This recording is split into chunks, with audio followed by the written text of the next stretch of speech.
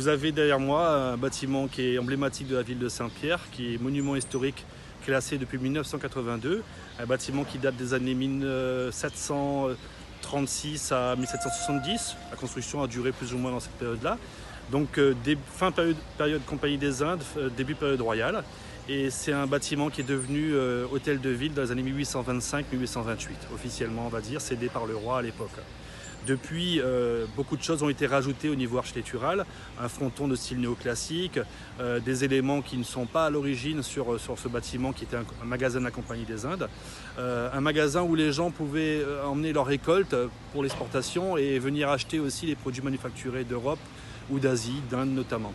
Ce bâtiment a été rénové quelques fois au cours du 19e, 20e siècle, mais surtout dans les dernières 20 années, 2 fois au moins. Et là, c'est une restauration qui est particulièrement intéressante parce que nous utilisons des matériaux qui sont des matériaux qui auraient pu être utilisés à l'époque de sa construction, avec des bardeaux fondus à la main, avec de la chaux et du sable pour les façades. Et tout est fait de manière traditionnelle, avec des entreprises très modernes bien sûr, mais qui sont habituées à travailler sur des monuments historiques. Ce bâtiment en fait est en train d'être restauré.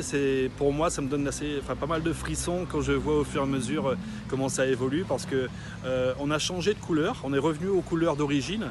Au départ, c'était un bâtiment plutôt façade blanche avec des modénatures jaunes, et là c'est le contraire, façade jaune et modénature blanche. Et c'est ce qu'on a retrouvé dans les photos des années 1950 notamment, mais aussi dans les pigments dans la façade également. Donc on est revenu à cette couleur, un bâtiment qui prend